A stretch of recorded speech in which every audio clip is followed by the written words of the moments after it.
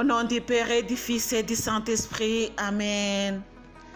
Que la paix et la joie du Christ ressuscité soient toujours avec nous tous.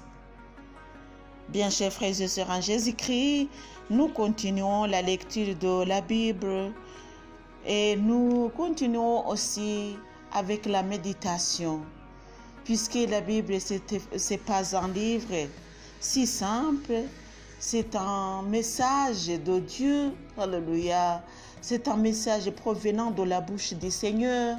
À toi, mon cher et ma chère. Continuons la lecture et la méditation. Je suis Marie-Louise Oumamaladongo avec vous.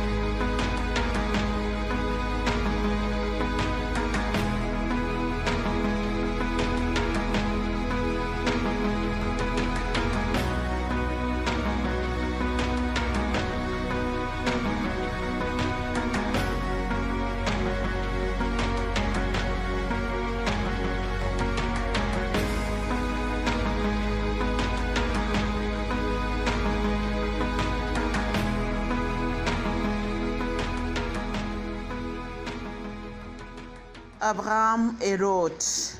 Abraham était très riche en troupeaux et en argent et en or. Il alla par étapes du Negev jusqu'à Bethel, jusqu'au lieu où il y avait d'abord campé entre Bethel et Haï, à l'endroit où il avait précédemment élevé un autel. Abraham invoqua le Seigneur par son nom.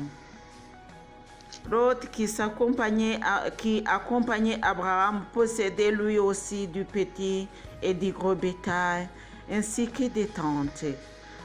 Le pays n'assura pas les besoins de leur vie commune, car leurs biens étaient très considérables pour qu'ils puissent vivre ensemble. Une querelle éclata entre les bergers des troupeaux d'Abraham et les bergers des troupeaux de Lot. Cananéens et Périzites habitaient alors le pays, et Abraham dit à Lot qu'il n'y avait pas de querelle entre moi et toi, mes bergers et les tiens. Nous sommes frères. Tout le pays n'est pas devant toi. Sépare-toi donc de moi. Si tu prends le nord, j'irai au sud. Si c'est le sud, j'irai au nord. L'autre leva les yeux et regarda tout le district du Jourdain. Il était tout entier irrigué. Avant que le Seigneur n'ait détruit Sodome et Gomorrhe, ils étaient jusqu'à Koar, comme le jardin du Seigneur, comme le pays d'Égypte. Lot choisit pour lui le district du Jourdain et se déplaça vers l'Orient. Ils se déplacèrent l'un de l'autre. Abraham habita dans le pays de Canaan et Lot dans les villes du district. Celui-ci vint camper jusqu'à Sodome, dont les gens étaient des scélérats qui péchaient gravement contre le Seigneur. Le Seigneur dit à Abraham que Lot se fût séparé de lui. Lève donc les yeux et du lieu où tu es, regarde au nord, au sud, à l'est et à l'ouest. Oui, tout le pays que tu vois, je te le donne, ainsi qu'à ta descendance pour toujours. Je multiplierai ta descendance est comme la poussière de la terre, au point que, si l'on pouvait compter la poussière de la terre, on pourrait aussi compter ta descendance.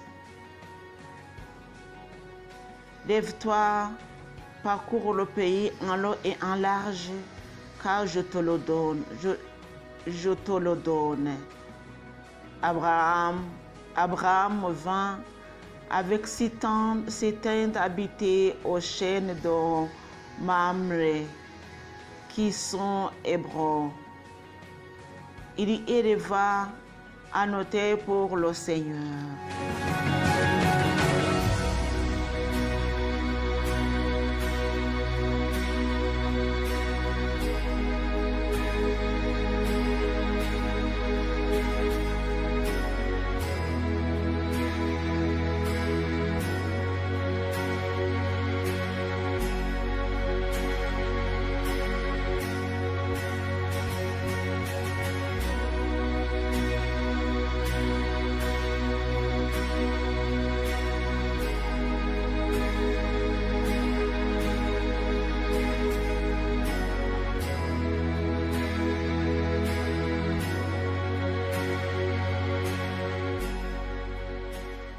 Abraham, le roi et Melchisédek, c'est le chapitre 14 du livre de la Genèse.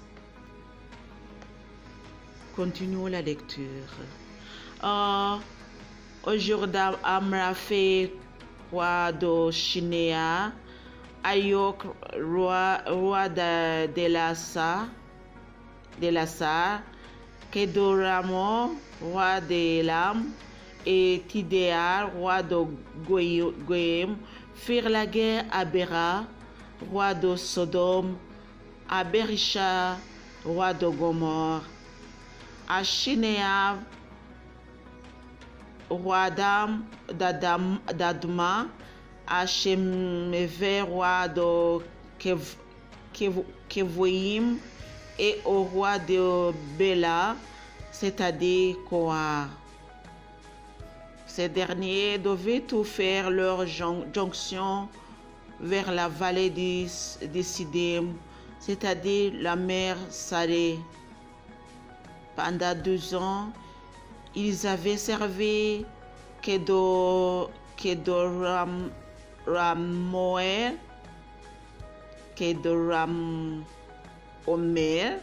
mais ils étaient déportés la 3e année. La 14e année, Kedorlaomer vint avec les rois qui l'accompagnaient. Ils bâtirent les Raphaïtes et Ashtaroth, Karnaïm, les Zouzites, Aram, les Émites, Al-Shawi,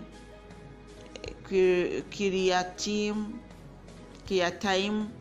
les Horites dans leurs montagnes, Ansei jusqu'à les parents, qui est près du désert.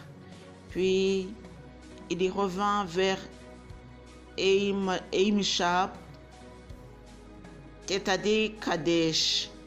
Ils ravagèrent toute la campagne américite et même les Amorites habitants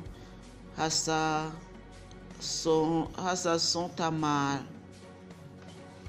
Alors le roi de Sodome s'avança et les rois de Gomorre, d'Adma, de Kevoïm et de Béla, c'est-à-dire Koar. Ils se déplaçaient à combattre contre eux dans la vallée de Siddim, contre Kedorlaomer, roi d'Élam, Tidéa, roi de Goïm, Amraphé, roi de Shinéa, Ayok, roi d'Elasa, 4 rois contre 5. La vallée de Siddim était creusée depuis de bitume dans leur fuite. Les rois de Sodome et de Gomorre y tombèrent. Ceux qui restent s'enfuirent dans la montagne. On prit tous les biens de Sodome et de Gomorre Tous leurs vinrent et on partit. On prit Lot, le neveu d'Abraham, avec ses biens, et on partit. Lot habitait à Sodome, et un fiat s'en va porter la nouvelle. Abraham, l'hébreu, qui demeurait aux chaînes de Mamré, l'Amorite, frère d'Eshcol et d'Aner, ils étaient les alliés d'Abraham. Dès que celui-ci apprit la capture de son frère, il mit sur pied 318 de ses vassaux liés de naissance à sa maison. Il mena la poursuite jusqu'à Dan. Il repartit ses hommes pour assaillir de nuit les ennemis. Il les battit et les poursuivit jusqu'à Hova, qui est au nord de Damas. Il ramena tous les biens, et ramena aussi son frère Lot et ses biens, ainsi que les femmes et les parents. Le roi de Sodome s'avança vers la vallée de Shawé, c'est-à-dire la vallée du roi, à la rencontre d'Abraham qui revenait victorieux de Kedorlaomer et des rois qui l'accompagnaient. C'est Melchisédek, roi de Salem, qui fournit du pain et du vin.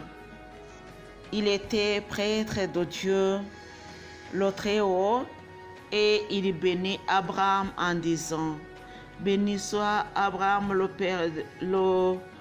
béni soit Abraham par le Dieu Très-Haut qui crée ciel et terre. Béni soit le Dieu Très-Haut qui a livré tes adversaires entre tes mains.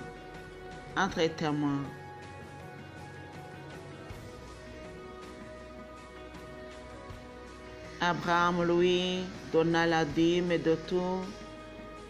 Le roi de Sodome dit à Abraham: Donne-moi les personnes et reprends tes biens. Abraham lui répondit: Je lève la main vers le Seigneur, Dieu Très-Haut qui crée ciel et terre. Pas un fils, pas même une courroie de sandales, je jure de ne rien prendre de ce qui est à toi. Tu ne pourras pas dire: c'est moi qui ai enrichi Abraham.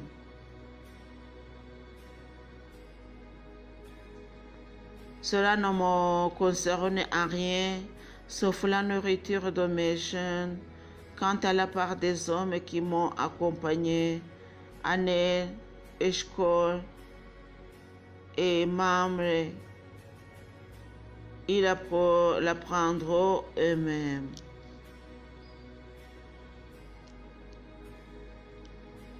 Telle est la parole de Dieu.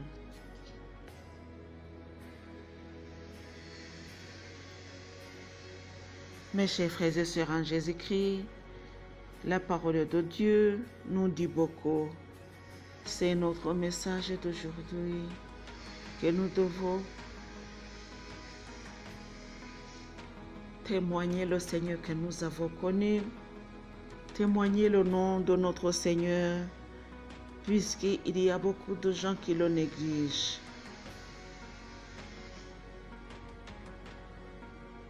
Continuons à prier pour le monde qui souffre et pour nos biens et pour nous autres.